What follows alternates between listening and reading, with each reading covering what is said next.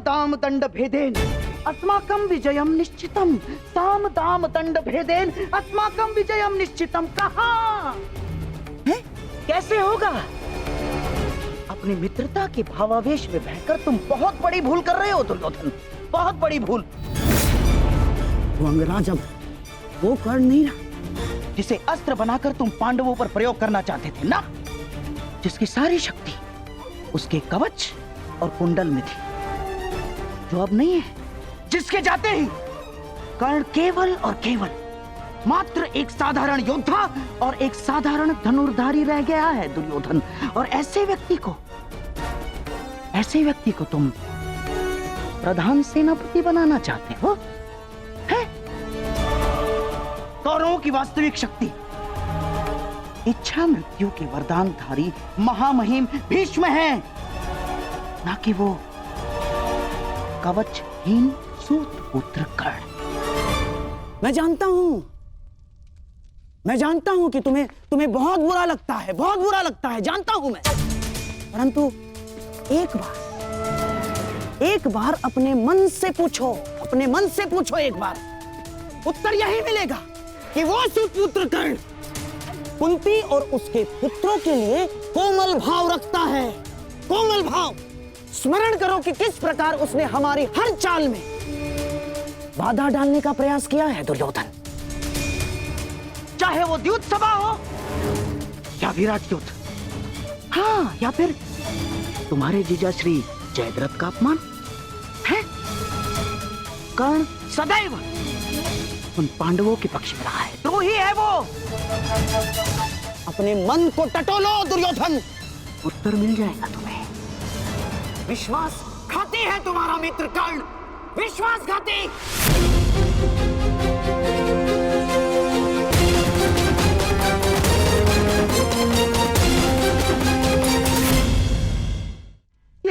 ये क्या कर रहे हो? कुछ लूटिए।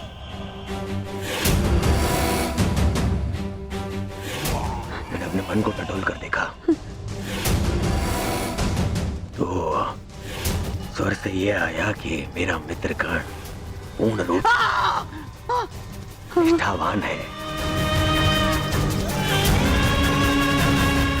एक और स्वर मन से निकला कि यदि मेरे मित्र कर्ण के ऊपर कोई भी उंगली उठाए तो उसे तोड़ देना।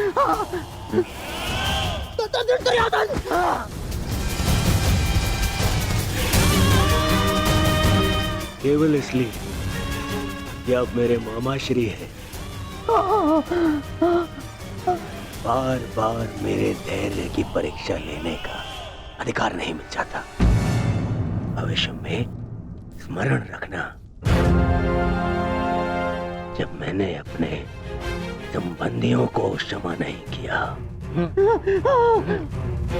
उन्हें 5 गांव ना देकर इस महायुद्ध का आह्वान कर दिया, तो आपका नाश करने में मुझे एक क्षण भी नहीं लगेगा।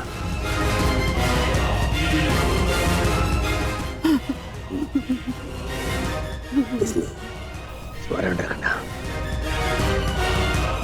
ना तो फिर कभी मेरे धैर्य की परीक्षा लेना और ना ही मेरे मित्र कर्ण के ऊपर आरोप लगाना।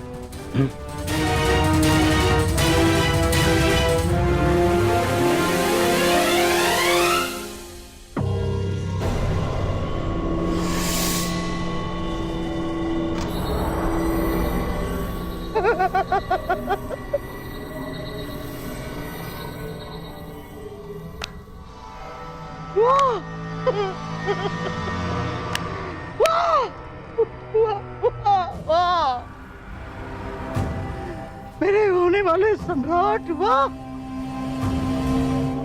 आज तुमने उस पुत्र के कारण अपने उस मामा का अपमान किया जो अपना सब कुछ त्याग कर तुम्हारे हित के लिए, केवल तुम्हारे हित के लिए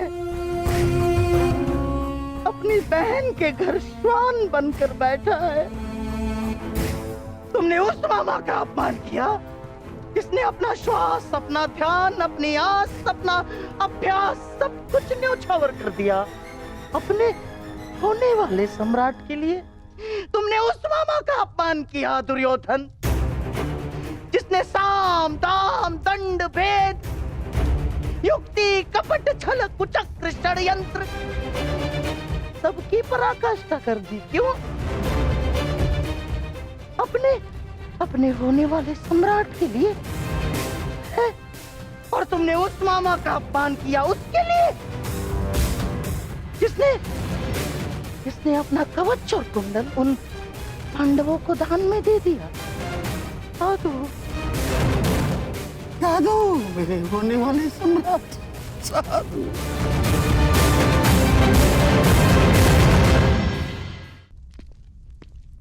नहीं पिताश्री, मुझे महामहिम का निर्णय स्वीकार नहीं है। मुझे तो युवराज दुर्योधन का संदेह उचित प्रतीत होता है। हाँ, अवश्य महामहिम उन पांडवों की सुरक्षा चाहते हैं और वो जानते हैं कि जब तक आप युद्ध में उपस्थित रहेंगे तब तक पांडव सुरक्षित नहीं है।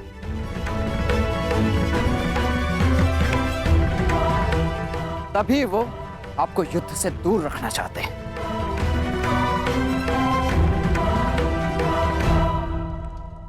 जानता हूं मैं ये बात।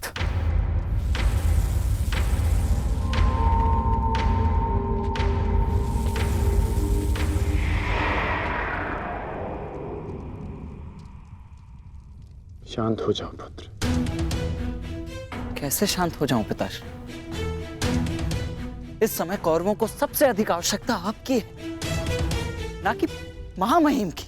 ये एक योद्धा नहीं, एक पुत्र बोल रहा है। युद्ध में योद्धा के बल से अधिक अनुभव का बल काम आता है। गंगा पुत्र भीष्म को ऐसे ही महामहिम नहीं कहा जाता। स्वयं गुरु परशुराम भी उन्हें परास्त नहीं कर पाए थे। आओ मेरे साथ।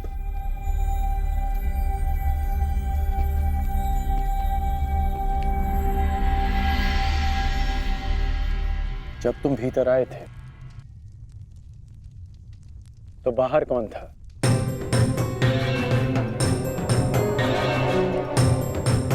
सैनिक थे,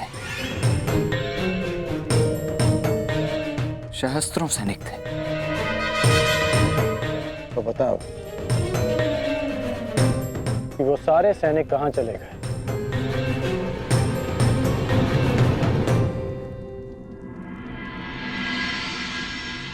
हस्तिनापुर में चारों ओर यह सूचना फैल रही है कि महामहिम कौरव सेना का नेतृत्व नहीं करेंगे।